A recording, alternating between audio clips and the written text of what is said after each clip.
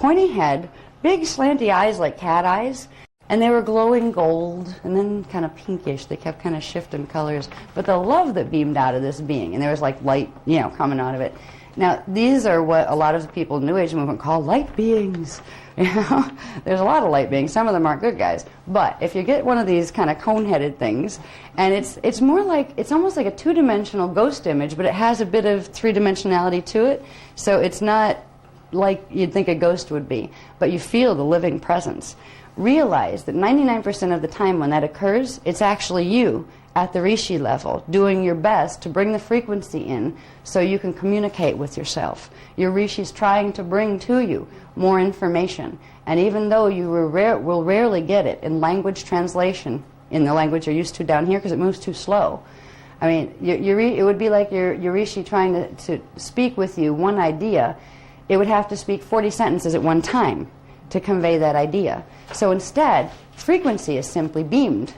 And on that frequency is cognition, direct cognition in electromagnetic form. So that's the type of things these beings communicate with. And these beings are you at that level. When you begin to activate flame body, you may find yourself, I remember when I had this activation, and it was really wild because it was starting even before any of the grid work was starting. And I found out later that it was only indigos that have, and there's 3 flame holders. They have a certain type of extramagnetic coding in the fields that they actually can bring in some of those frequencies on a D12 code, even if D12 isn't running yet on the planet. We didn't even have D12 here yet. When I got this really bizarre experience, I'm telling you about this because you may start to have some experiences like these, where I was walking down the street in New York City with a group of people, and all of a sudden I just felt this shift in my energy. And I was looking at the tops of the buildings. I was walking down the street aware that my feet were way down there on the ground, and I could turn my head and I could see the little things they had on top of the buildings, like some people had their little gardens up there and lots of air conditioners and things like that. And I realized, wait a minute, I think I'm awful tall all of a sudden. And it was scary for a minute. And at the same time, I felt the wind blow through me. It was like kind of chilly and it was windy, and I could literally feel the wind move in between my cells, as if my cells had expanded and the space between my cells, or my molecules, had gotten bigger. And it was extremely distinct. And then I remember slowly, as I kept walking, thinking, okay, I'm not going to freak out. I'm not going to freak out now. Okay, can I please get down there because I can't see the street lights, I walk across the street and I can't even see if there's any cars coming because they look like ants. And it just as, yeah, and it was very spontaneous. I wasn't thinking anything about it. I wasn't trying to do flame body activation or anything. And for some part of me obviously was, but the part of me down here didn't know about it. And then just as fast as it came, it just kind of went, and I shrunk again, and I felt me small. Now, I've gotten variations of that here and there, where sometimes I walked into our house in Florida, which is a ranch-style house with relatively low ceilings, and I actually would do one of those ducks because I thought I was going to hit my head, but then I said, wait a minute, it's not that low, because you start to get the feeling of the biological expansion. It starts to come in the etheric body before it comes into the physical body. When we get to the point where we're doing Crux and Theta activation with the Raja Amareya flame body, you may find times when you feel this big person come into your field, right? It's like, is somebody trying to possess me? No, that one's you. If you're doing, keeping your flame activated, you can't get possessed at this point if you keep those simple activations that you got here. Technique 8, and once a week, and the six steps of part 2 every day. That's not too bad compared to what we're doing. That will, even if you have a lot of difficulty that you don't know about yet, as far as cording and going into monadic reversal stuff, that some people, worst case scenario is there are some people on the planet that cannot shake the shadow dancers, but they can buffer them. They might not be able to fully decord them because so much of the template is entangled with theirs, but they can decord them until the natural time that the body would transition, and then they can get out while the other thing goes its way. So if the gift of these flame body activations is awesome, it means we don't have to work quite so hard to be safe, and we don't have to worry about being safe, like was the issue for a while. So once we get to this level, we're not done. What do rishis do when they grow up to be rishis? Then what? Well, that's only this Veka system. Remember, that was the lowest level in the stairway to heaven. The next place to go is into the Eka universes. Now, if you notice the axis here that these flame bodies are running on, they're running on the main Cathara grid axis that would be, if you remember the thing that looks like a cross, that's the Eka map that shows the Vekas. Well, this would be our dimension 1 through 12 actually going up to 15 system, 1 through 12, and this one actually goes 13, 14, and 15. There's another twist in there, but that's not the important one. The important shift to be aware of is this one, where your flame body actually shifts axis into the axis of the inner Eka system.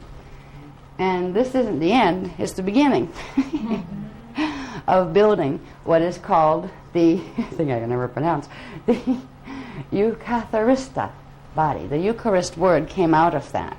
All right. Now, if we look at the number here, it says 6, and that's just 1, 2, 3, 4, 5, 6 in the sequence that shows the building up to the point where you have the Crux and Seda, Akasha, Merkaba, where you can go through into the inner Eka system. What this will get you through into is density 1 in the inner Eka system, because they have a Cathara grid too, right? Density 1, 2, 3, and 4, and then their primal light fields. Well, this will get you into density 1, dimensions 1, 2, and 3 in that system. Now, if you look at that 6, and then go down to the big diagram on the bottom, you can probably see it better on your own papers, I would think. There's a little 6 right in the center there, and there's a little tiny flame with that axis. Well, that 6 represents this body.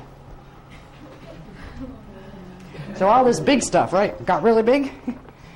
That's the size, relatively, to the rest of it. All right? Yeah. Now, these are the levels of the densities that you would go from density 1 in the Eka universe, then you could expand into density 2 with activation of these things. And there's also listed on here the strand level you would need to sustain, where you see like a 9-strand SUS. Sus means sustained, which means you don't just turn it on to get through the gate, but you have to be able to keep it on at that level. And this goes all the way up to show you all the way up to the 48 strand for those who have come in with that template.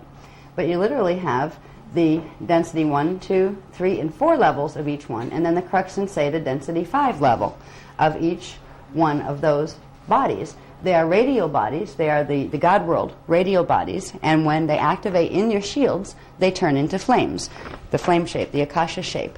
And when you activate them, you are bringing in the living consciousness of you from those areas. When we work with the codes, the Vekas and the Ekas and those things, it helps to remember that these are living beings, but they're living beings that aren't separate from you. These are parts of you that take on that body form. So you're bringing yourself home piece by piece, and home can be here as well as with Source. When you get all the way up to this level of activation, you know absolutely no difference whether you're manifest or not manifest.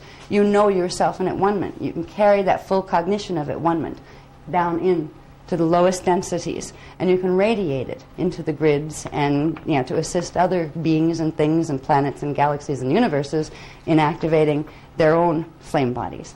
But this is what we're building piece by piece. Now, we wanted to show you this because we want to show you where certain codes go. Now, we had the Vekas down here, right? This got us up to Veka 10, 11, and 12. By that time, we were over here, and it gave us this body. Then we come into the next level, the Eka codes. The Eka codes begin the process of building the Eka Amareya flame body. And that has its 1, 2, 3, 4 densities, and then its 5th density Crux and Seda level. So when we're using Eka codes, it shows you on the breakdown of that, in this diagram, it shows you Eka codes 1, 2, 3. Now 3 is the Akasha code, right? Then you have 4, 5, 6, 7, 8, 9, 10, 11, 12. And then if you notice, it says Eka codes 1 through 12 in this body around the Eka body. Now that's the density 5 one that forms the Crux and Seda. That's where you get the parallel set, the double set of all the little ones that activated in here. This is where you bring in their full, not just subharmonics, but their full harmonics. And that's when you can expand into the next level. The same thing happened over here, where you did each level of the 1, 2, 3, 4, 5, 6, 7, 8, 9, 10, 11, 12. Then you did 1 through 12 to get you to this point. And this shows you each level of transition where you go from the from the Veka body to the levels of the Eka body. Then you expand into another Crux and Seda, Merkaba field. Takes you into the Akasha Amareya flame body. this is where the scepter codes come in. So now that we're working with the scepter codes, I have a circle there, scepter code 12 was what we've been given. Now, when you work with the 12, it contains the pattern for everything under it, which means when you work with scepter 12, it contains all the coding from scepter 1 all the way up to 12. So when you activate that, it begins the progressive activation of all of them. So we're working with scepter 12, and we were given, where to go? Here we go. We won't be given this one until the Vecca 12 will be the final anchoring when we do the Dance for Joy. But we were also given Eka 12, I believe, Eka and Scepter 12 we were given, which allows us to run the frequencies of literally the scepters from the Akasha Amareya flame body and the Eka flame body all the way down through our shields on an 11 subharmonic until we can build it enough where we can hold it. Now, what we're first going to do, it's going to build from an 8 subharmonic. This is what the gold wave infusion helped with. It allowed you to activate now on the 8 subharmonics, which will make it much easier to bring in like 9, 10, and 11, and then it's just anchoring in the full 12. It means you'll be able to before very long, they haven't given me a time frame, but I do believe it's probably by May 27th of 2003, we'll be able to anchor your 12 scepter pillars, at least for a little while, on full strength. And that means that, well, worst case scenario, if things got a little rocky here and we needed to go for a vacation to the inner Eka, you would be able to go through a gate to do it. What the thing we're really aiming for is, with that much activated in our system, we can do a lot, even a small group of us can do a lot to stabilize the planetary grids and to help the planet to comfortably anchor its own flame body and its own scepter pillars. Because it's the scepter pillars on the planetary, galactic, and universal levels in this Vecca that are the only thing they're going to stop this from going down into the Wishdek black hole system. And that's the ARC project that we talked about. What we're doing is preparing ourselves, but also in preparing ourselves, we're giving the planet and literally this universal matrix a gift, because our bodies will assist in the process, just like on each level. On Terra, this is going on in density 2, on Gaia in density 3, on Aramatena in density 4. This is a big cooperative effort. But we're literally becoming the pillars that will allow for the arcs to come through and sustain the place. So we are basically activating 1 through 12 here. We're activating this level of scepter code by activating code 12. It will do all the subharmonics. Eka code 12, all the subharmonics. And then the only one we're not doing 12 on yet, because it would bring too much barreling through the body too fast, is the Vecca code 12. Once we've stabilized these in our outer fields, our bodies will get more accustomed to carrying that kind of frequency around with us, and by May we will be able to anchor that final set of them. It won't mean you'll keep them turned on all the time, because if you did, you'd just burn yourself out with the way the grids are right now. It takes a lot of energy to run all that energy. The cells don't know what to do with it. They can't process it because the natural give and take that usually takes place between the planetary shields and the galactic and the universal shields. There's so much damage to those shields. The natural breathing rhythm of energy flow in and out has blockages all over. So our bodies would build it up, and it would harm our own atomic structure. What happens is the flame bodies will stay activated to the level that they are needed to sustain Mahara Seal, and if there's anything more, like to keep you protected, if anything's trying to mess with your fields, it'll fry it, and enough to clear the Metatronic implants, so the blue sword frequencies will not activate in your body any more than they have, because they're starting to activate. They started the beginning sub-frequency activations in March 23rd of 2002. This is why you're going to watch a lot of people get Metatronic. I mean, they're going to these workshops. Do you ever notice some people that go to certain types of workshops, they look like space cadets when they come back from these places. They're just like flying high, light, love, and happy. It's like, what are you on, Prozac? Or something? But they're not taking anything. They're taking frequency. They're taking frequency that feels good to the reversals in the body. And it feels good, and temporarily it even will give you the illusion of external health, because it's feeding 2/3 reversals. And the body likes that when you give it more of its own kind. The reason a lot of us go through so much is because we have all this garbage to clear out of our system. And these frequencies coming in are harmful to something on a 12 code. You know, they are poisonous frequency, but we're learning to build enough frequency so we can transmute it as it goes, and that's what we're doing. We'd be really sick by now if we were just running on our natural 12 code but didn't have the flame bodies activated. We would already be getting sick from the Metatronic implants. It's kind of funny because you can watch the bodies of people who have been Metatronic. They get healthy on it. They actually get healthy on the frequency. The bodies get more robust. They tend to age regress a bit. Yeah, they're going right back to that place they're going to get phase locked at, that electrostatic version of themselves. Eventually it kills their bodies. And they take the imprint, which would have been the astral body, but they take a mutated imprint of it down into the Wisdek thing, and the black hole, and they think that they ascended. And there's nobody down there that's going to tell them they didn't. But they will always have to worship one creator god or another, and they will always be in subservience and told they're the little children that were sinful and bad, but now that they're being good, maybe God will let them have this or that. They will always be playing the power struggle game. A lot of it has been their choice, and I won't go into that. I've talked about that in other workshops where you could feel bad for them, but if you really look, if you knew who they were, you see faces. We all see faces of each other that we present on the outside. Most of us don't even know ourselves anymore that well. We're just getting to know, reacquainted with ourselves. There's whole bunches of ourselves we don't know. Well, there's whole bunches of everybody else we don't know either. And a lot of the people that we might feel sorry for because they got Metatronic are precisely the ones that set up the Metatronic system in the first place. And their souls, their oversouls, and their avatars want to be Metatronic. So it's not as sad as it might seem if you can look at it from a higher perspective. There's really nobody going where they don't want to go, where they didn't make a choice at some point in time that that's where they were going to go.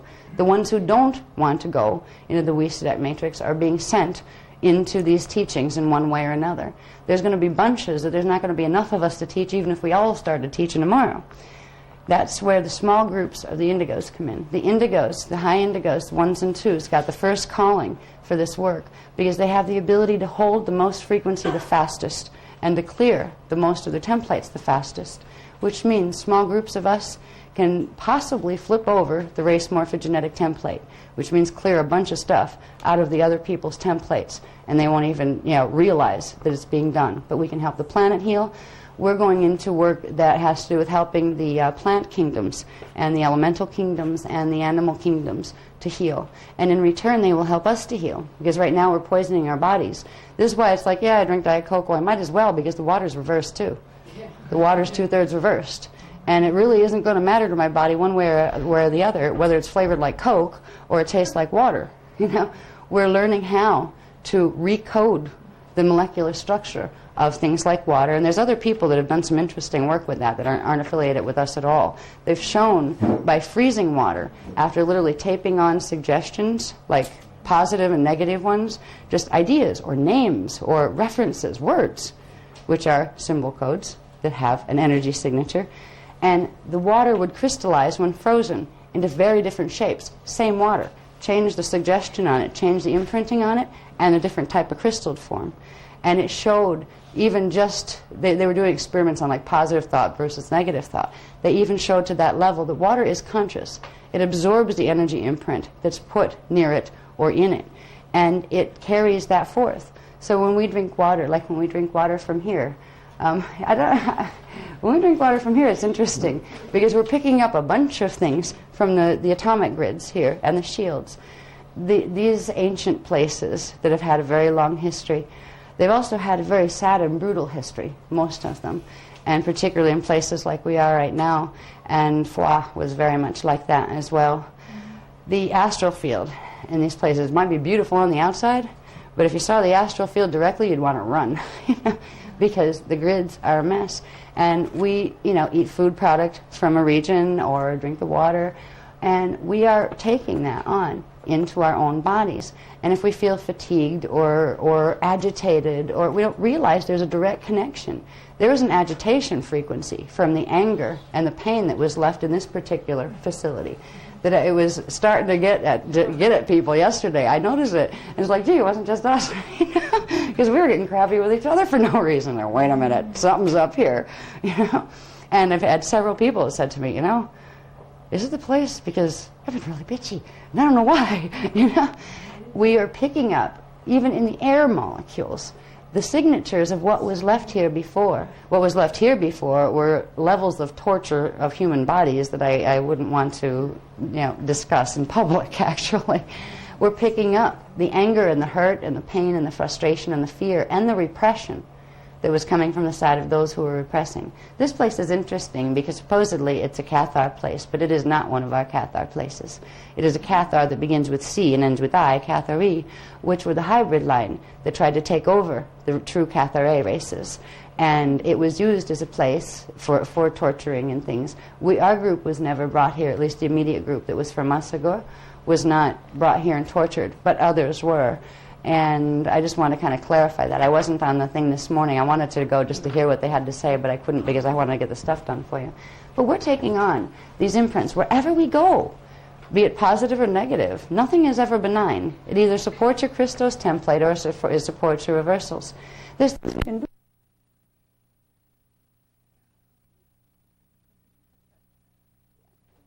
Gate 12 was a threat because it was known that Gate 12 on the planetary level was what could be used to anchor the arcs and everything else.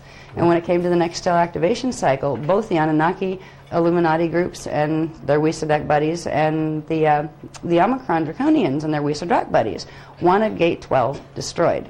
That's why they capped it. That's why they put the cap on, because if the arcs were run while that cap was on it, it would bounce back and it would shatter Gate 12 in the galactic system, and it would bounce back up into Gate 12 in the universal system. And they would have did what they did 250 billion years ago. They would have used Earth as the launching pad to bounce back the refraction that would have taken out the Lyran gate again, Gate 12 in the universal level. This is why the Cathars even existed. They were the Essene line that had come up from Jeshua 12, and long before that, they were the Grey line lineage. What we were doing as Cathars, we were aware of this history, and we were aware that we were preparing and getting close to the time when the stellar activation cycle would come. When that happened, we had to make sure that we had that cap off Gate 12, and it didn't matter how many generations we had to put there and get killed and come back again, just to make sure that there was enough of us left that had the grid coding that went with this area, that we could come back and make sure that cap was lifted, well, destroyed, before it caused the destruction chain reaction all the way up the Gate 12 system. So, anyway, the dirt that we're picking up has to do with the contamination that's been done literally from D11.5 down in this area. There's heavy, heavy Drac grids here because the Draconian races figured it was their only chance to actually have a tool they might be able to use to wipe out the Anunnaki, because Draconian races have 10 to 10.5 strands and no more. The highest level have 10.5. The Anunnaki races and their Wisadek hybrids have 11.5. They were always smarter, stronger, faster, and they always terrorized the Drac races. These guys hate each other. They've been fighting for eons. The Dracs have been... It started out really as self-preservation for them, because the Anunnaki wanted to destroy anything that wasn't Anunnaki because it wasn't good enough to live, in their opinion. And the Draconian races managed to survive. But they have been progressively, in their own matrix and here, trying to create enough power and enough grid power that they could overpower the Anunnaki, because they look at the Anunnaki as a race that wants to destroy them, and they're correct with that. So there is Draconian apparatus all over the place here. What's interesting is anybody that was a Cathare ended up encoded with an extra set of implants because of this, a set of Draconian implants that matched the ones that we released up at Montsegur, where that big 20-mile radius manhole cover that looks like an iron manhole cover that was on the gate, we had one of those, and we're just starting to clear it now, sitting over our 12th chakra, which means we've been trying to run Maharata current through little tiny pinholes or cracks in this huge plate of armor. We also had the strapping mechanisms that I talked about that formed like as described, the helmet, the metal pieces of the helmet that came down and crossed over each other. So we're just beginning to release those implants now because we went there and released it. It's like if you heal the earth, it does the same back to you, because whatever's wrong with the earth will be wrong with you as well. So we're starting a true healing process now. And part of the can't get clean feel is we're not only processing the pieces of our own stuff that's starting to clear, we're also processing the race karma that's in this area, and it's pretty heavy. You know, it's heavy now, and it was heavy 100 years ago, and it was heavy 500 years ago. So it's like I'm looking forward to going home to England and getting a nice long bath, you know, and running lots of flame. Is while you're here, when you're using the water or when you're eating, this is a good time to run. You know, like do your Maharic. You don't even have to do the Maharic seal. Just bring up the Maharic frequency. But now you have the ability to do something fun, and this goes to Kathara healing if we ever get to put it in the book. Now that you can run the flame body, you can run the flaming fingers. All right, you can heal with more than just the 12 frequency now. You have the ability to run the God world currents and the scepter currents. What they look like when they activate in the palms and the fingertips and the wrists activate, and they look like little emerald flames that stick out the fingertips, except you'll find you have 6 fingers. Your etheric body has still the imprint, because we used to have 12 appendages, 12 toes and 12 fingers. We've been mutated out of that right now. The first place it's going to come back is in the etheric body. And when you start to activate the flaming fingers, you'll find that that extra pinky is there. And you can feel it. And the fingers can go right in. You can like have your hand like this, but you can feel the fingers go right in, down into whatever you need. Just even if you're just touching, and not even touching the skin. You can literally feel the extensions of the flame fingers going down and just running. You can run it in tiny micro bursts into little atoms, or you can run it like this through a whole body. It's a whole level of Kathara healing. It's probably about level 8 or 9 they would consider this. You know, we didn't get to write the ones in between because we had to go on to higher stuff. You can work with that concept of realizing you have a flame body now, not just the Maharic seal, not just D12 Christos frequency. It all comes in on that. But you have real power with you now. You can generate that power and like bring more of it in. Like in an immediate situation, if you want to clear the food you're going to put in your mouth, or clear the water you're going to drink, or clear the water you're going to brush your teeth with, that still gets absorbed into the mucous membranes in your mouth. It still goes into your body. When you get in a bathtub, there's still the exchange. So you can clear the water, and you don't have to spend like 4 days going to it. Now that you can run the flame currents, you can just blast it a couple of times with a couple of powerful breaths, and you can clear that stuff. If you start doing that while you're here, you'll find here doesn't feel quite so mucky. It literally lightens it up, and you won't feel so tired, because what your fields are doing, and this is why we're so drained too. I mean, we were tired to begin with, but here's requiring a huge amount of energy to keep the astral field clear. We're constantly purging. The way to do it is very, very simple, and it's simply that 2-point breath down into the Iyumbi point. Now you go in one breath, inhale, but imagine one current's coming down from chakra 14, one's coming up from chakra 13, and there's a timing thing. It's a little bit of a, okay, wait, whoops, that one went too fast, that one didn't go fast enough. There's a little balance you can feel where you go. And you feel the meat at the Iyumbi point, right below the navel. Let them hold for a little bit of a pause, and then, and you push them out horizontally, and feel them push the flame body out. Feel them push your Eros silver sanctum out, which will push your Amareya flame out. You do several of those, and you'll find heat building in the body and in the etheric body. And I usually find that it's enough frequency to clear common stuff like water or food or any of that when I can just feel a bit of heat around. And I usually get it here and a little bit up the back of my arms for some reason. I don't know if everybody will get it there. But when you start to feel that heat coming in the etheric body level, about 1 inch away from the skin, that's usually enough frequency. You've got the flames activated. That's enough frequency that you can just transmit, or even direct transmit, out of the heart chakra. But the hands are more powerful at first until you can really generate and push. Because when you push it this way, it's like diffused light. When you use the, like the heart chakra to transmit, it diffuses it a bit more, so you need more frequency to create like a thick laser beam, where you can get powerful little laser beams through the fingers and through the palms and through the wrists, because all of those will activate now when you use that 2-point breath.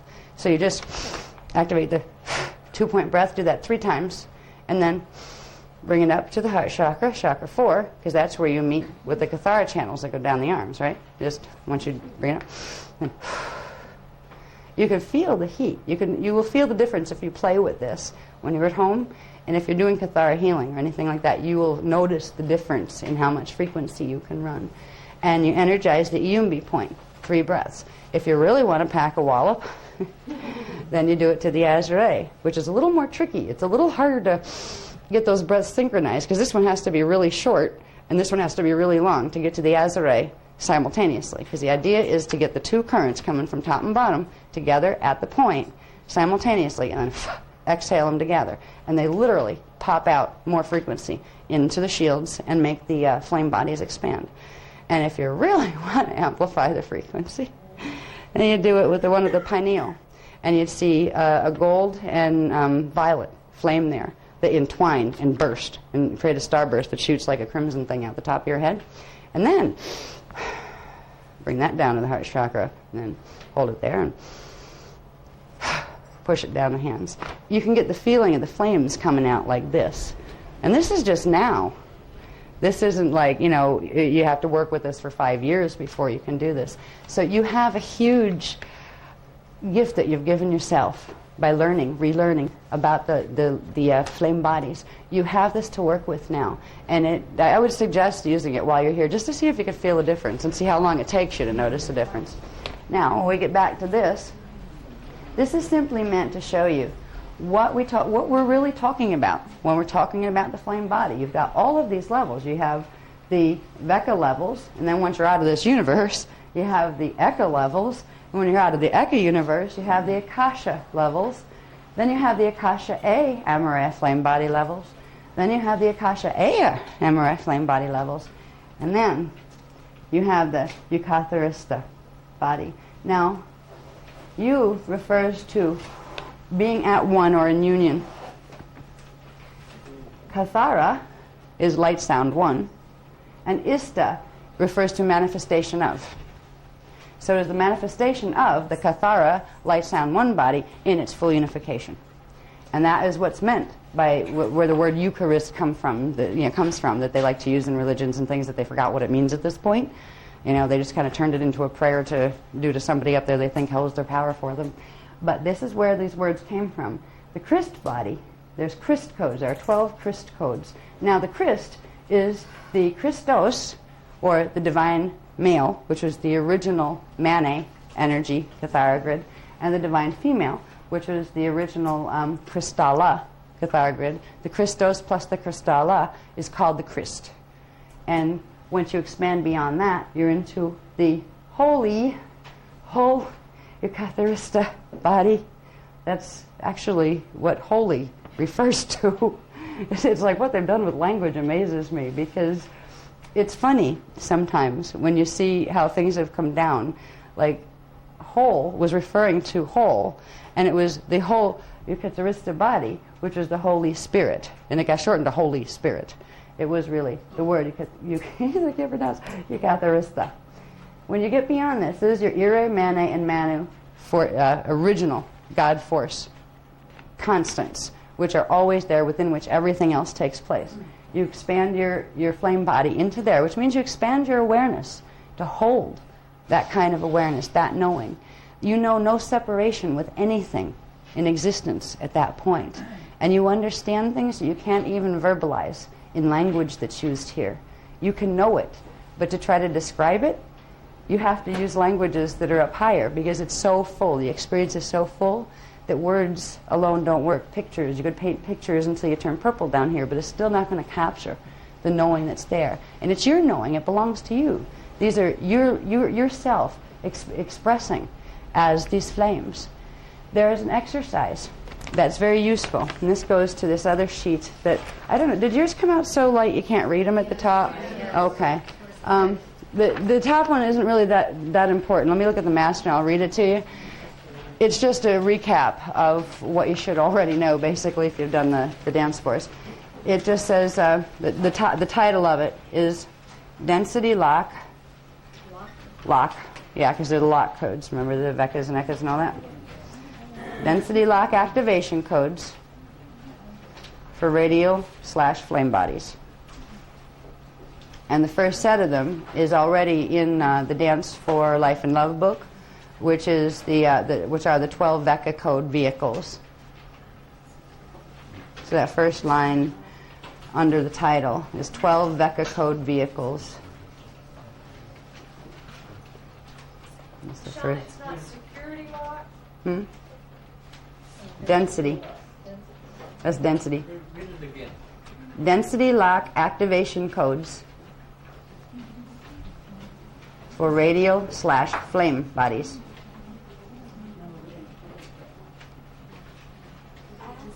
I think there's some extra copies. We didn't be able to get a copy of that. Okay. Are there more copies of this one? He did. I think there's some Are extra there more copies copies of that over there, honey? This one. No, they're all given out. There's not any more over there? Okay, because there's a couple of people who said they didn't find them. Well, that's all right. They're correcting this now. They're filling it in. Yeah, there you go. It's really the one that's most important, because you won't have it anywhere else, is the bottom list, because that was the new information that was given.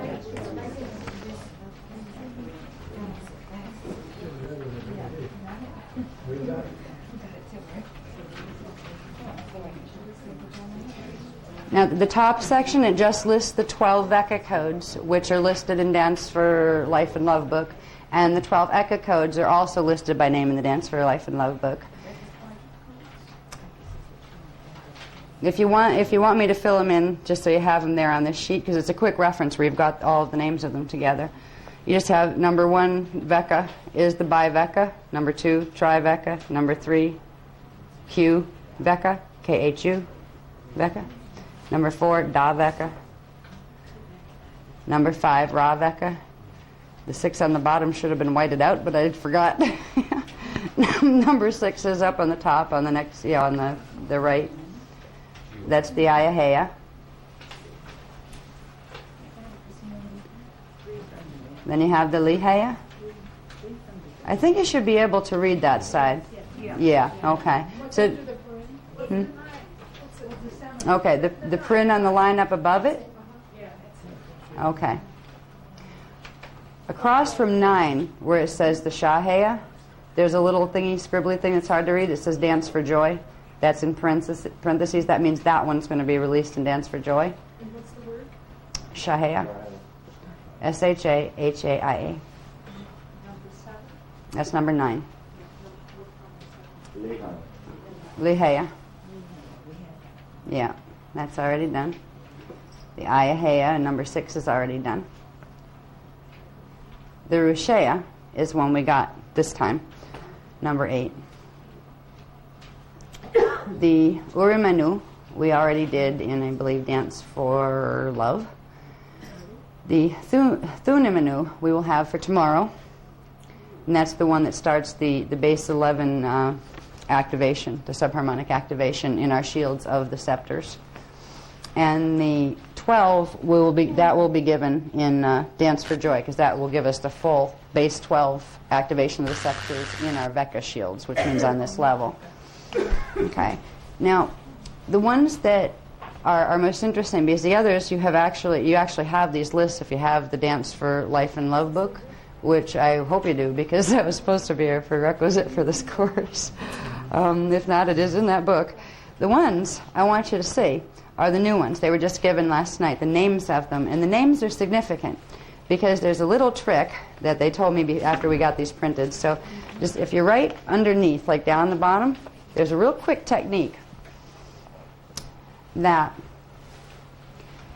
once you have done optical pineal induction on Scepter 12, on the Scepter 12 code, you can then use the Scepter 12 code, stare at it, run it down, down into the earth core, and then just back up into your pineal, and then you can call upon the entities of the flames, the pillar flames, which are the pieces of you that are manifesting as part of those God world pillars. These are the constants, the cosmic constants, the parts of ourselves that always have to remain manifest in order for us to remain manifest. We have pieces of ourselves there. Each one of the scepters holds the knowledge of all of the rays that would go with it, all the lower rays that go with it.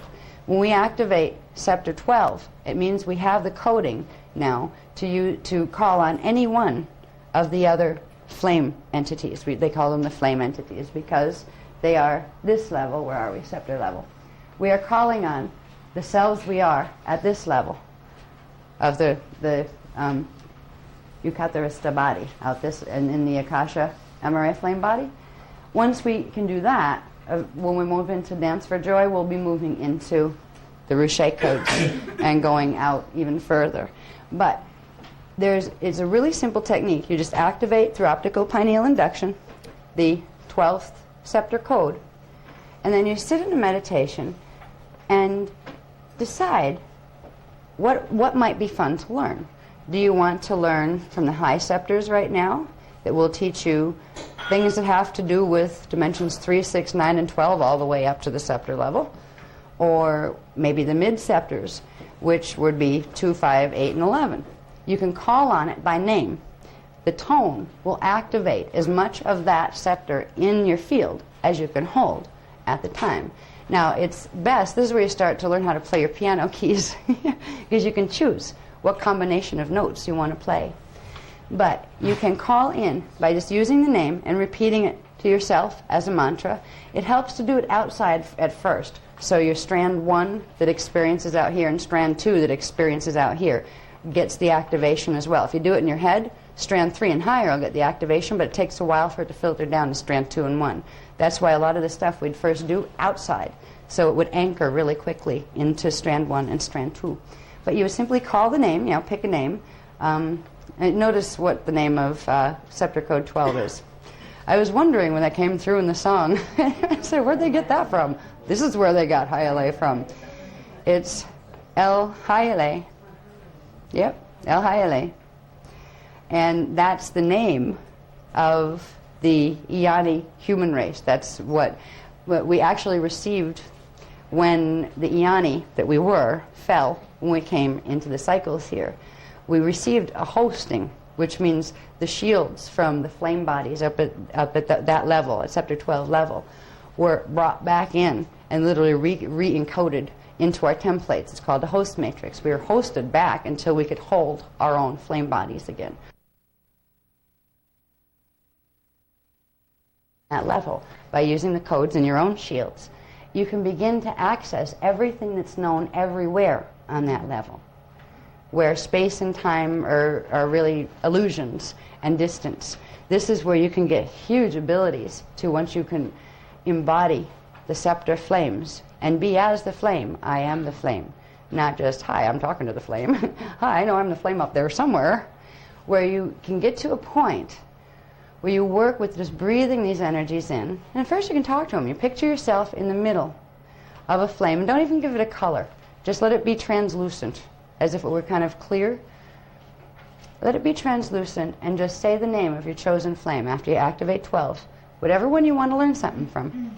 If you can use color if you want to. If you're using the first set of them, the high scepters, they're the Manu scepters, and they would run the emerald blue flame frequencies. So you'd picture the Amaraya flame, the emerald blue green. If you want to use the middle scepters, they're running the Manet current, you would picture the pale yellow, that you're sitting in the middle of this pale yellow massive flame with your own flame body, but you're inside this big flame. It's like meeting yourself as a big grown-up, and you figured it all out, and you're really peaceful, and everything you could ever want in the universe you already figured out how to do, and you're really calming, and right now all you want to do on that level is just be giving and loving and help the parts of self, of any self, that would like to be free and feel safe and those kind of things. You can feel such a huge sense of family and safety when you begin to bring in the scepter flames. These are the part of you that's ascended masters from the God world levels. And you can't even describe the state of consciousness it is, but you can touch it. You can feel it here. And the more you spend a bit of time, and it's more important to spend 15 minutes daily than to spend 5 hours once a month. It will stick if you build it in small doses but consistently, where you'll begin to feel, if you just envision, do the toning of the name that you choose, and then envision with the breath that you inhale, and then you bring it to you. And you can just kind of feel yourself merging and the flame coming around you. Feel yourself sitting in it like you would when there's certain exercises we don't, where you feel your Amaraya around you. Well, just imagine, it's not just your Amaraya now. Now, it's your scepter self. And that scepter self is a collective, because you're many. You're the one of many and the many of one when you get to that point, where you know yourself simultaneously expressing in time all over the place. But there is a power to this, because every time you do this, it's called creating an accelerator seat. Now, I don't know if you've heard of that term before, but it's a term that some of the ascension movements like to throw around, that there are accelerator seats. What that means is these are frequency saturation zones that you can actually find on the planet. There are some, Sigur happens to be one of them when it's working properly, that you can go and they transmit more frequency, so it activates, it accelerates the activation of your shields and your ability to hold more frequency. You can create, now that you have flame body activation, your own portable activation seat. The acceleration is not just in the shields. It begins an atomic acceleration. It's called the quickening. It's the beginning where the cells themselves and the nucleus in the cells are beginning to prepare themselves for transmutation. It's worth working with the flames. And there's no, you have to do this, then this, then this. The idea is get 12 activated, then pick a tone, and if you want to put the color that's listed with it, you have basically the blue, the gold, and the amethyst, which translates into the pale pinky violet would be the amethyst, and the pale yellow would be the gold, and the emerald blue green, which is kind of like an emeraldy turquoise at that level. You could see yourself sitting in that color flame, or just a translucent flame. Doesn't matter. But if you can start to get to know this flame, this is a contact technique, all right? It's how you contact yourself, but it also allows anything from the scepter levels all the way down, anything riding on the Christos current that might want to communicate with you, be it Niyani or something like that, to communicate with you directly through your flame body at that level, which means it's, it can't do you any harm. You could even talk to things that you're probably better off not talking to with this and not be harmed. We won't endorse channeling ever, because this is just not the time and place to do that on this planet. But you could even theoretically get away with that kind of stuff while you're running this frequency. But people that get to the point where they're running this frequency usually have the awareness to go with it, that they have no need to have somebody else speak out their mouth, because they're perfectly capable of doing that themselves. And they also understand that there are codes that are always translated. You pick up the codes out of whatever you're talking to and what's talking through you. And if it's not directly out of your flame body lineup, your levels of identity, it will begin to mess with your mathematics, and you will mess with its mathematics. What most channels don't realize is they're having their templates recoded every time they channel. And sometimes, very rarely, but sometimes it's inadvertent. They're just talking to something floating around in D4 that doesn't know any better, and it's getting harmed too, because it's taking on a foreign template that is changing its mathematics, which means it can't activate its shields properly, and neither can you. Very often channels burn out and physically get ill and die early because they are taking on more than their body can transmute. And very often, of course, they get body snatched these days. But anyway, if you can keep in mind that even if you can pick one tone, let's say, if you just want to remember one, if you have a feel for one of them, it probably has to do with something. It probably has to do with you have a lot of family in that particular, flame group. Pick a name that you like out of all of them, and just remember that one. Try to memorize that one. So wherever you are, even if you forget your papers and all that kind of stuff, all you need to remember is that name and the image of the flame coming around you, around your own flame. You have your Eros silver flame, you have your emerald Amareya flame.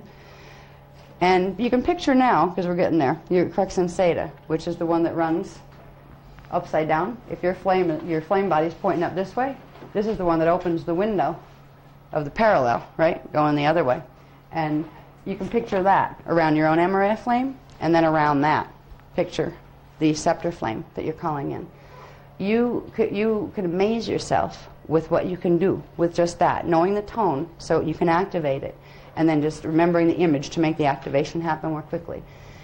If you can get yourself used to doing it and playing with it, if you get into a crisis situation, you can do it and you can shift stuff. You can shift stuff as if it never happened. I've seen weird things happen, like when you start to play with even levels that aren't this high of frequency.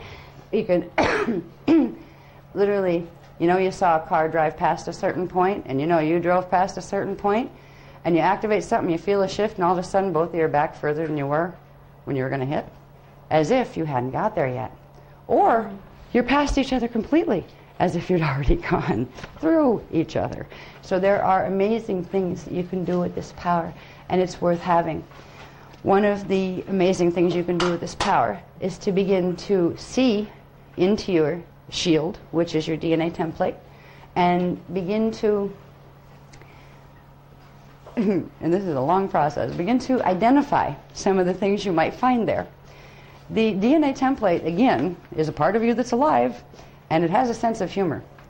You know, I remember when I was getting taught the Beta Huva scans, how bizarre it could be.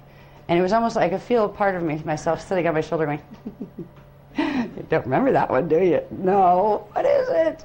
Yeah. There's all sorts of things that'll pop up. Now, in the papers that you've got and what we're being taught to do now, it's actually much more formal than the Beta Huva scan I was taught. There's much more to look for in here than when I was taught to do them. You'll be able to find out some very interesting things. The first challenge is going to be, you can run it, that much you can get through, but what if I can't see it? Which will be the first issue. You will very likely not see it. There is a type of higher vision where you go beyond the primal light and sound fields to the point where you don't see light anymore. You direct cognate it. You see blackness when you close your eyes. Very different from those color dreams you might get sometimes, or the color, like, I know when I get incarnational memory open, it just pops in color like a video. Somebody put a video in my head, and then it goes away just as fast as it came. This doesn't work that way. What it does is, you still have the like velvet blackish blue behind your eyes, but you get to the point where you can feel the reality of it's there, and you know you see it, but you see it without light. It's beyond a level of where light is. Your perceptions are going faster than the speed of light. You don't see it. You know it. You direct cognate it. What you use the image and imagine that it's there, but don't feel you're not doing it right. If I'm imagining it, but I can't see it, you're not supposed to see it. Right? But you will learn to sense, see it, what I call see-feel, where you see, feel it. And when you see, feel it, you will begin to see and feel things changing in it. You can find some very specific things. The first 12 things are very useful to know, and they're some of the easier things, or the outer levels of things to find. Once you play with these at home for all, we'll do it here, just so, and this will, believe me, there will be millions of questions when you start with this technique. This is one of those techniques that, yeah, okay, I'll work with it for a couple days, I ain't gonna put it away for a month. You know, I'll get back to it again. Because it can get overwhelming, because sometimes your template will throw up so much at you that you don't know where to look first. And it's useful to have a notebook with you when you start these, because you can literally get to the point where it's very easy to hold the image in your head. And again, it's an image that's not an image. It's an image that's an essence. It has color, but you won't see color. It has shape, but you won't see shape. But you'll know everything that's there. That's the state you're looking for. All right? So a lot of times your mind will get in the way, where it says, well, oh, gee, I mustn't be doing it right, or I mustn't be activated enough. You know, other people are seeing it, but I'm not seeing it. If you do see it, it's telling you will get to a point where you don't anymore. All right? It means you're coming in at a little bit lower frequency with it. So it's actually the opposite of how a lot of people think it is, that, oh, gee, when I graduate to where I can see it, I know I accomplished something. It's actually when you don't see it that you're coming in from a higher frequency on that particular exercise. Okay? So aim for not seeing it, but feeling it and knowing it's there. We'll run through it, and the technique itself is easy. What becomes a massive challenge is translation. Now, the things we're going to look for are not hard to identify once you get the circuits flowing. This is one of those exercises that the more you play with it, the clearer you'll get your see-feel image, and the quicker it'll happen. Where we were using simply, I don't think I have this on Mylar, do I? This one? This one? No. It was funny. They had one transparency sheet in the hotel, right? One left, and we got it for this one. Thank goodness. This with the bodies would have been very hard to teach without being able to, you know, kind of like point at stuff up there. Now this one, okay, you got this one. Oh, I got louder. All right. And again, I do apologize for the handwriting. I hope it's clear enough for now. This will come out in a typeset version, but I wanted you guys to get it as soon as it was given, and that would have been after the England workshop, before it was typeset. Can I ask one question? Sure. Before we move on to this one? Sure. On the mana, is that O E? Is that spirit? O-E, spirit. Yep. Okay, because I can't read spirit. Okay. Yeah, and this one says source or God. Yeah. Okay. That was clear. Yeah. Okay. So at some point, I'm sure they're going to let us know what these Christ codes are, but they haven't told me. We still have the Ruchers to get through. All right. So I guess, actually, I'm not going to turn that off. I'm going to put the. Okay. All right. Now, you guys ran Technique 8 Part 2, right? Okay. Now, because you guys have, on this page, it gives you the activation process, okay? Now, this isn't the interpretation sheet. The other sheet that goes with it, or sheets, I should say, that go with it, are these three, with 1, 2, and 3 up in the corner. First one says, Self-Beta-Hoover-Scan Interpretation Key. This is what, once you get it activated and in there, what to look for and how to look for it, what it means, and what to do if you find it.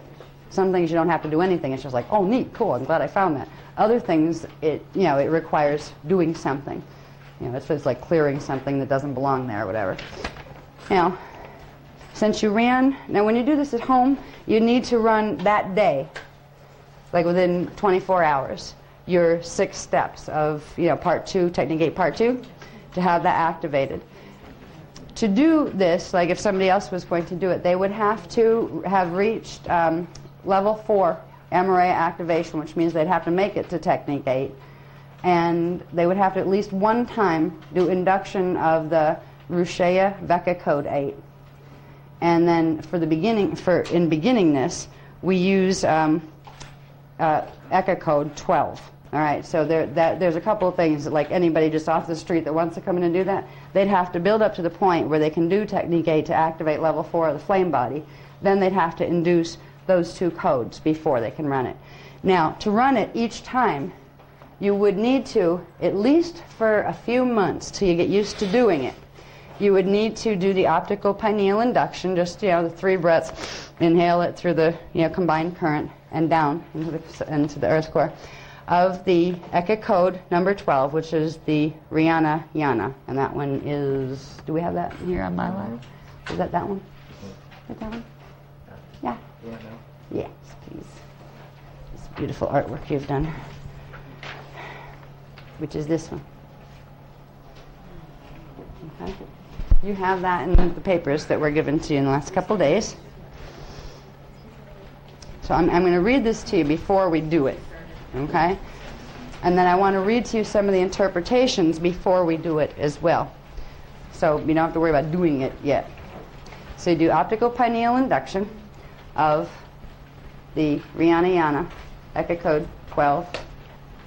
Then you would visualize the image of what's called, we call it the sun code, but it's actually the diamond sun code, which is the DNA diagram we've been using for ages now. Okay? That is the activation code for the Beta-Hoover-Scan. So that diagram that you have there isn't just to show you where strands are. That is what you use as the key. And when you do what we're going to do with it, this key comes back up, and this is what you read. Literally, you get a see-feel image of this, and you will be able to tell by this placement where, okay, I'm seeing it here, okay, strand 12, 1, 2, 3, 4. You get used to seeing it with the numbers on it, so you can see what strand's being affected with what. And what I took off here, this had where the Metatronic implants were located. I didn't want you using it with those drawn in, because all it'll do is amplify them. But I did put little arrows with writing, which won't process in the mathematics, just to show you where the Metatronic codes would be. Like what the Avalon seal is in strand 12. And that activated on March 23rd, 2002. What's called where to go? The first black heart of Metatron implant. 2/3 of it activated in 22,326 BC. That's in strand 11. Okay, so see, those little things are up there, but don't mark them in here if you're going to use this particular one. because you probably have this in other books, this, some version of this thing. But just be careful what's on it. You don't want to use one that has the Medtronic implants on it, because you're literally putting that back into your shields, and that only amplifies them. All right. You have the second black heart implant, which is called the Heart of the Dragon. It was put in 9558 BC, 2/3 activated during the fall of Atlantis. All right, that's in strand 8. The 666 Apollyon seal is, I believe, in strand 7, because it's at 6.75, I believe, D6.75. That is due to activate on May 27, 2003. And this is what we have to get these implants out of here before it happens, because that is the implant that will bring the blue sword current right through the body. It will make the cross in the body with the blue sword current. All right. So this is just to let you know. You don't really need to know that they're there right now, but I thought you might want to know until this book comes out where it's more solidified in writing. Now what you're just going to use, these little things between the lines, first of all, are the strands, right? I'm sorry I don't have this on transparency. They literally didn't have any more transparencies in the hotel, and we hadn't brought any with us because we didn't know we were going to need them. So you have strand 12 at the top, and then it goes clockwise, 1, 2, 3, 4, 5, 6, 7, 8, 9, 10, 11. These are the strands. The little things in between them that look like 6-pointed stars are the fire codes, and they're the ones that when they start to activate, they begin the strand braiding, the chemical braiding, between the chemical strands and the templates of the 2 strands that are on each side of it. So if fire code number 12 activates, strand 12 and 1 would start braiding, but they usually go from low to high. What we're doing now is they're going all at once in little increments, little subharmonics by subharmonics. One of the things you'll be able to tell in this reading is fire code activation level, to give you an idea of what your chemicals are up to. Now, we can't prove this yet. Actually, I don't know if we could or not. We never tried as far as doing DNA analysis. And personally, I don't recommend it, because I wouldn't leave my DNA trail, if I could help it, with what's happening on the planet right now with the Illuminati.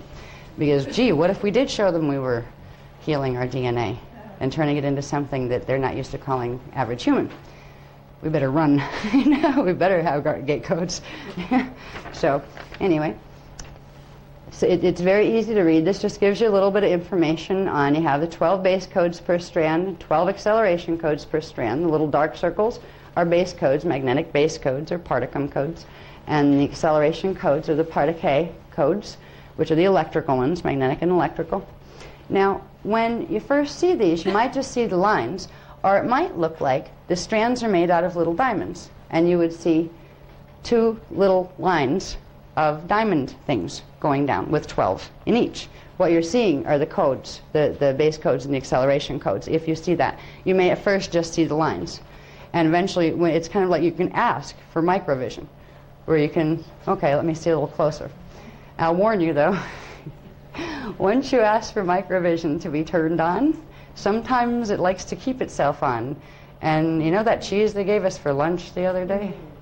You know that smell? Guess what causes smell like that? Bacteria and stuff. If you had seen what that looked like, I was like, I know my body's strong and can transmute this, but your microvision can freak you out a little. Yeah, the cheese, the really smelly cheese that was in the lunch bags. Remember, it tasted okay, but boy, that smell is produced by the little bodies of all the little microscopic things running around on it. If you ask for microvision, say for this, like when you ask for it telepathically in your mind, and you're asking yourself for it, turn on the microvision, right, for this occasion, be specific, because if you ask for it to be turned on, a part of yourself may find that a humorous time to teach you about the invisible kingdoms where, like, viruses and bacteria live, and you'll get grossed out everywhere you go if your mind's not ready for it. You run around with a can of Lysol everywhere you go. It's like, well, bless you, may you ascend, but excuse me. Yeah. I give them 3 warnings. I really do. So, bugs and things like that. All power to them, and if we can put them outside, we will. But if I continually try to negotiate with you and you continually go, I don't think so, you got 3 strikes. And usually I won't do swats or anything, but I won't flatten things whenever possible. But be careful when you ask. You can give commands with this, and you're simply asking yourself to clarify when you do it. If you need it to come in closer, if you find that it's like, I can sort of feel it there, but it's not like, it's like too far away, ask for it to come in closer. If it's so close that you can feel it plastered on your forehead, say, move out an inch, please. And ask please. Remember, this is a part of you. Okay? It's a part of your consciousness. You wouldn't like it if somebody bossed you around, so don't boss that part of yourself around. You're co-creating. You're cooperating. Right? You can get it to do all sorts of things. Once you get used to doing the basic 12 type of scans, which are called the 12 applications of the Dance for Freedom, 12 applications of mastery, then you will start to have a rapport with it. Sometimes, if there's something that you need to show yourself that's going on in your DNA, it'll literally flash on without you running it. All of a sudden you'll find it there. Oh, hello. Am I supposed to look at something?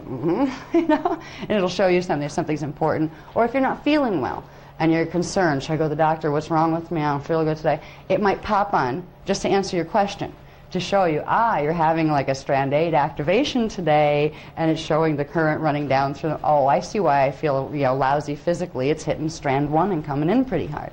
So you can start getting an idea of what your insides are doing. And it will help you. That part of you that's going to take, that is holding the form of your DNA template. When you learn to communicate with its language, which is using the diamond sun symbol, it will give you lots of information. The first set of information that we would want to get has to do with, and the one question I think I've been asked more than anything, am I an indigo? And the usual answer is, if you're here, you probably are one. Because it's usually only indigos that come to these. But sometimes there's a few other people on special assignments.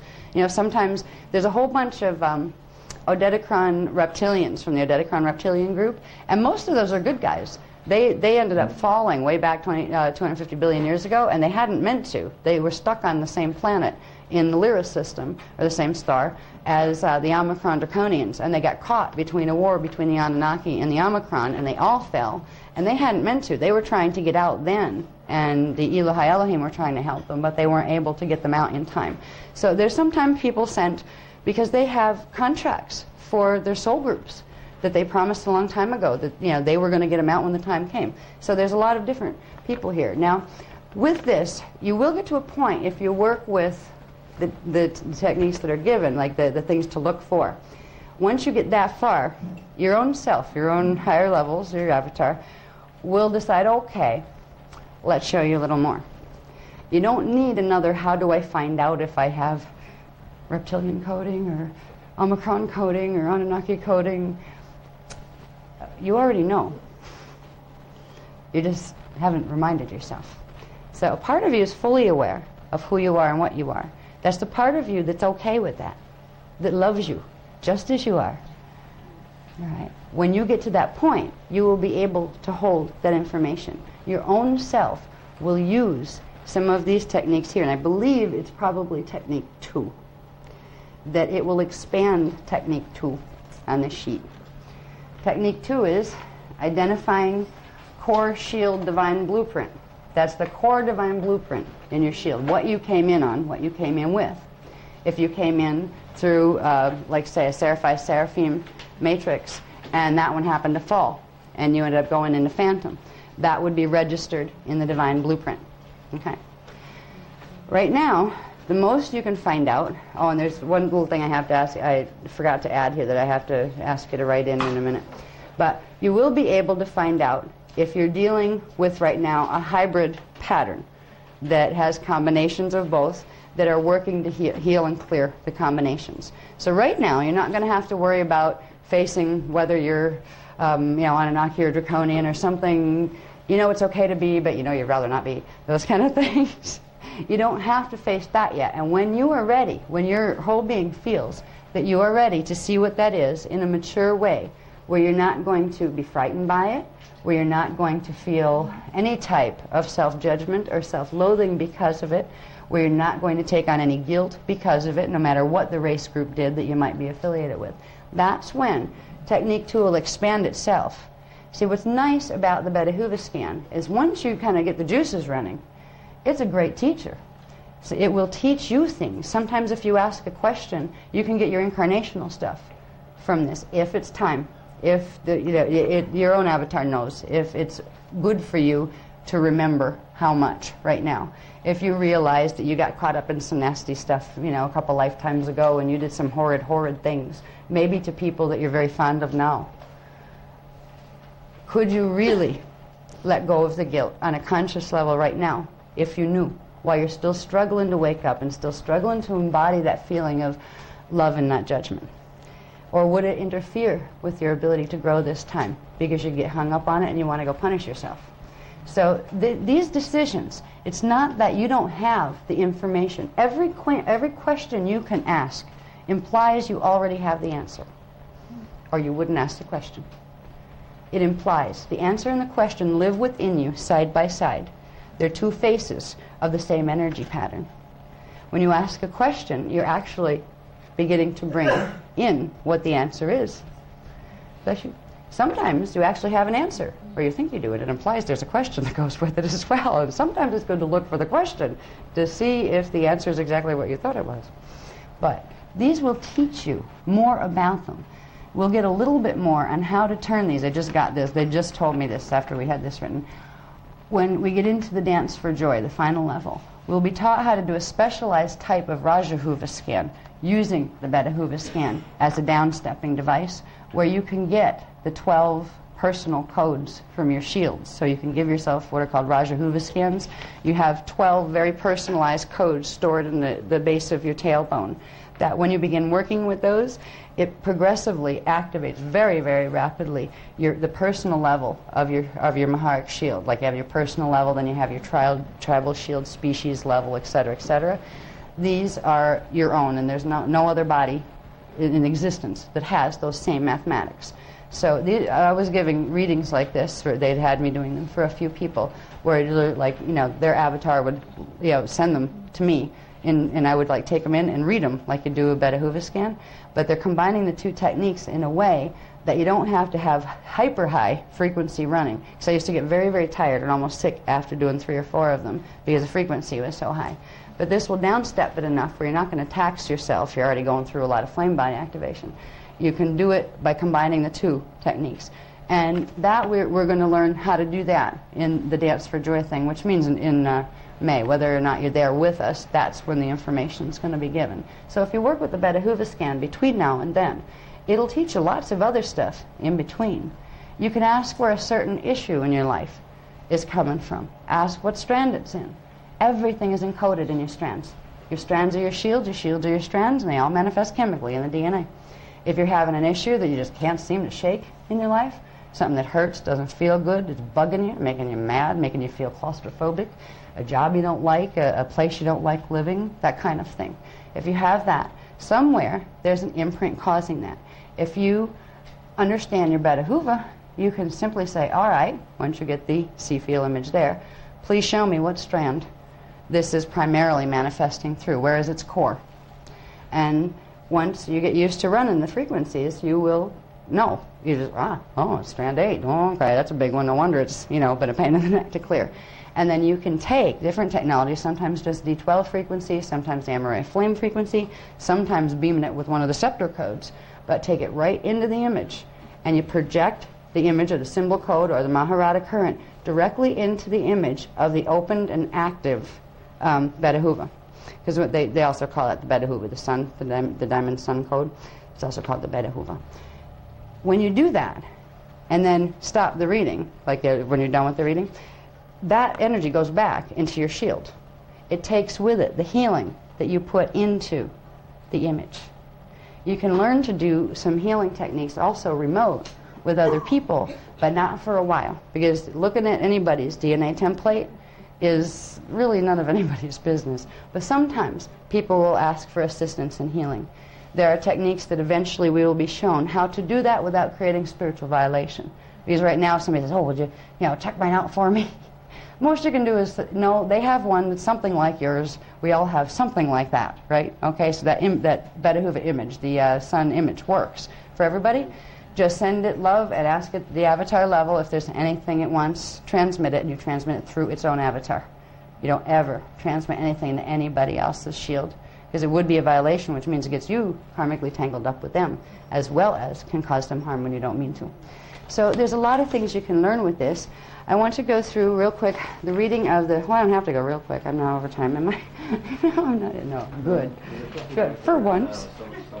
Okay, I'm gonna need a Coke break in a couple of minutes because my lips are starting to stick together. Am I talking fast, or is it just me that I'm tired? Am I? I'm sorry. Good? Okay. All right, so again, we will run, what you'll do at home would be run Technique 8 Part 2, just the 6 steps, as long as you're doing your once a week long one and every day short one. You don't have to do the short one a second time in a given day. All right, if you've already done it, you've already got it activated, which you already have today. Then you do the 3-breath optical pineal induction with the ECHA code number 12 through Yana Yana. Then you'd visualize the image of the sun code, or the Beta Huva code, which is that one on the DNA thing on your paper. Okay, now what you do when you visualize it, you visualize the image of the sun code at the pineal gland. Then you inhale, then exhale the sun symbol down to chakra 13. And it's kind of a pretty powerful exhale into the earth core, and then you rapidly inhale again, and you bring it back up from chakra 13 up to the center of your Maharic shield, 12 inches below your feet. So you have the image of the sun code, we'll call it. Here, you go. And then back to the center, inhale, back to the center of your Maharic shield, below your feet. Then you'd use the image, I'm not used to reading it, I'm just used to doing it really fast. Once you have it in the center, remember you inhaled it there, you exhale it out as if it expanded to the size of your entire Maharic shield. So you sent this little code, right? You sent it down, went into the Earth's core, then it came back up to the center of your Maharic shield, and automatically it flips to go on the same plane as your shield. So it's like a little donut in the center of the big donut, and it stretches out to encompass the entire big donut. And you just breathe a bit, you'll feel a point where it goes, where it doesn't want to expand anymore. It hit the activation level of your shield. It hit where your shield perimeters are. That means at that point where it gets a little feeling that it just took an imprint of your entire Maharic shield. So it's got your 12-strand coding is now encoded in the Beta Huva key, which is the sun code. All right. Then you go and inhale again, contract it back up into the center of the Maharic shield, and keep going. And bring it back up here. And then expand it out the 6th chakra, but only about an inch away from the forehead in your etheric body. Because right there you have an etheric body viewing screen in the 6th chakra. All right. So you literally, when you go, you charge the image, then you bring it up into the center of the Maharic shield and push it out, you're loading it. All right, that's where your data loading, right there. And then when it goes, it's like, file full, and then it goes, pull it back in, and keep going, and bring it back up, and put it out on the screen. It's that simple. Once you get that done, then the fun part begins. What do I look for? Sometimes you'll get it talking to you, and if you like, you have a sense of humor with yourself on the higher levels. I had one time, I tried to do my own, and they had told me don't do my own for a while because it would confuse me. Because there was lots of stuff in there that I, on a conscious level, wouldn't have a clue, and they didn't want to write 5 books trying to explain it to me. But I remember the one time where they said, don't do this. And I said, well, I'm going to try. They taught me how to do it with other people. Let me try it myself. And I tried it, and I got the image of the Beta Huva, the sun, and the center opened up, and a set of lips came out, and looked at me and went, I went, thanks a lot. Never mind. So you find that it's a part of you. It's a person, and it may have a sense of humor. If you run into a part of it that gets, grumbly and groany and sounds like your mother, You're just picking up a part of a running program. That's not actually your avatar speaking to you that way. Your avatar, everybody's avatar has some degree of a sense of humor. Some are much more, calm and passive about it. Others are hilarious. And there's a few practical jokers running around, but kindly so. So you can find some really interesting things that pop up with a Beta Huvas. Now, this is where it gets fun, where you can find out what you can find. If we can remember, these are just, they call these the 12 applications of mastery. And these are these are 12 of many applications of mastery, but these are the first 12 of the easiest things you can do. And what you can find out is quite amazing. The first thing you'll do is to be able to regenerate any missing strand templates.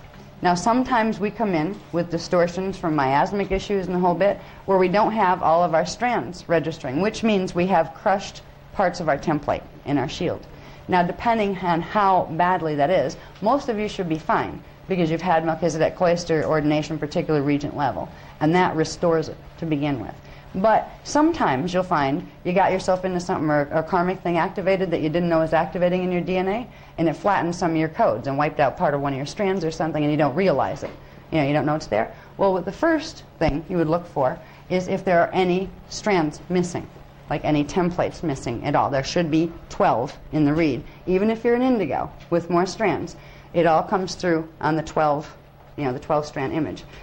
Now, you'd observe the number of full strands that are appearing in the sun code, and you'd note, this is where having a notebook is handy, because sometimes you get off onto other stuff and you forget what you tried to remember from the first step.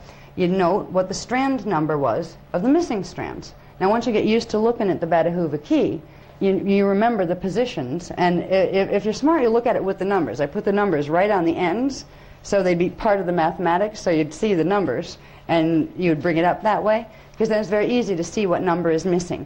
If there's partial missing, you might see half a strand but just nothing in the space where there should be a longer strand.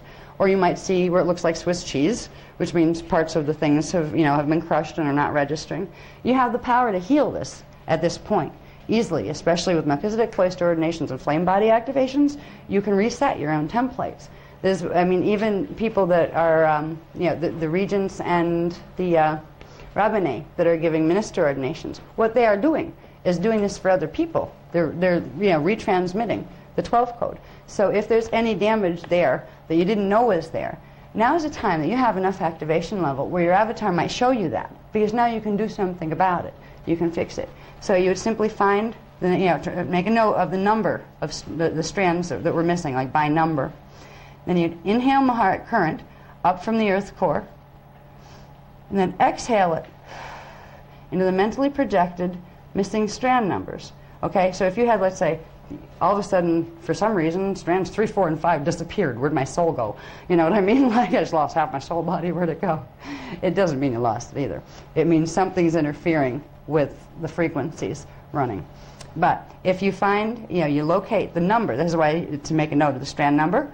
If it's like, okay, 1 and 4 I need, you would project the intention of 1 and 4 when you're running the Maharic breath. And where you project it into is into the center of the sun code. Now, the way the sun code is written on those papers is there's a white circle in the center of it, if you notice on your papers. This is like a window.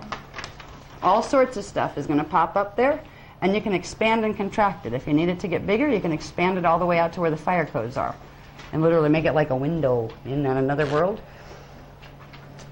The world of your DNA. You can literally reset the strand templates that way. Now, it's important to, at the time, if you're going to go for any deeper level of the reading, you need to reset those templates because it's going to give you a wacky reading otherwise for the rest of it. So you need to do step 1 first, where you do look to see if anything's missing or shut off right now that shouldn't be. So you get at least a faint image of all 12 strands. And again, the image is a see-feel image. If you get it in vision, that's okay. Start there. But if it starts to disappear on you one day, realize you're going up in frequency. You're not losing it, you're gaining it. All right? And you will see more the higher you go in frequency as well. Okay, see, feel more.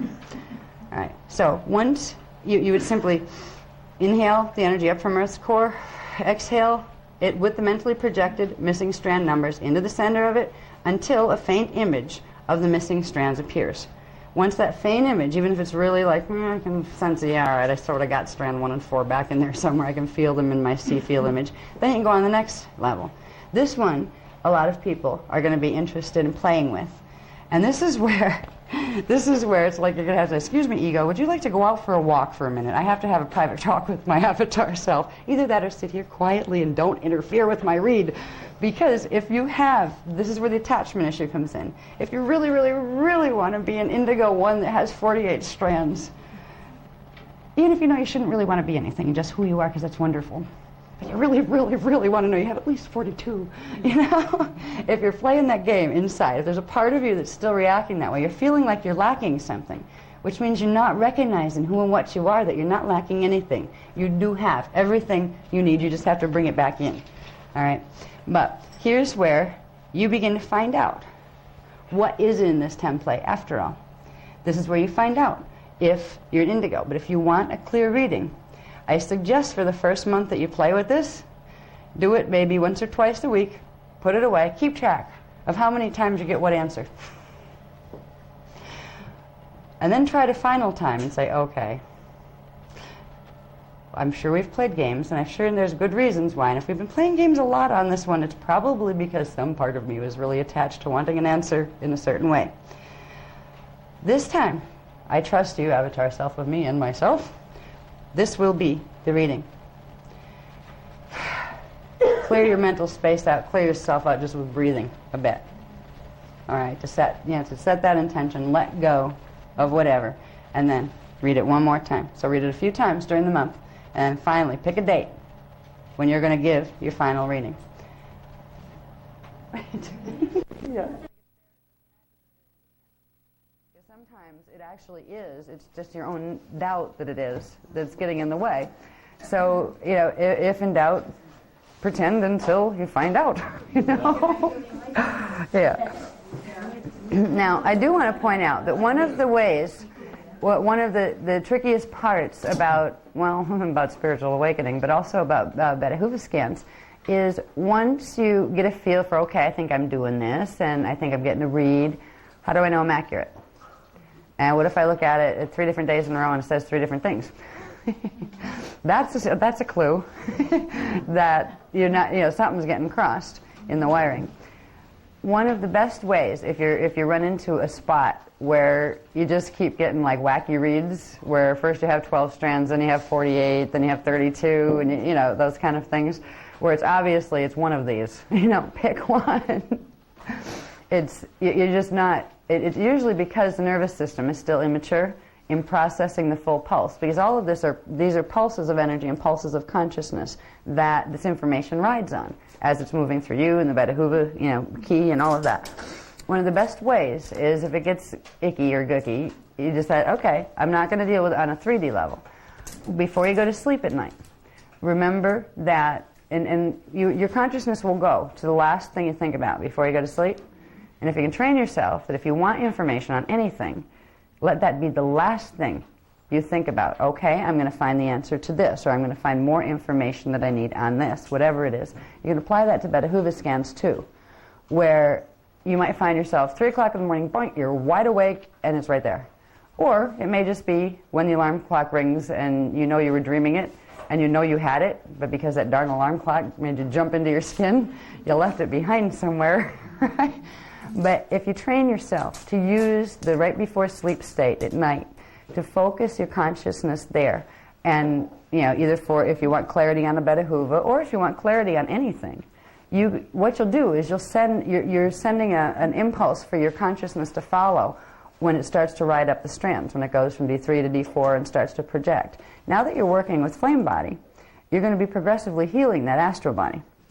All right, so it doesn't do its little split thing, which means you'll start to progressively, you still have shadow, but you're progressively integrating more of the shadow, and it means more of the mental body that would usually get trapped over on this side, it'll get enough frequency in it where it can start going into first, where it's perceiving as solid, the mental body field and things.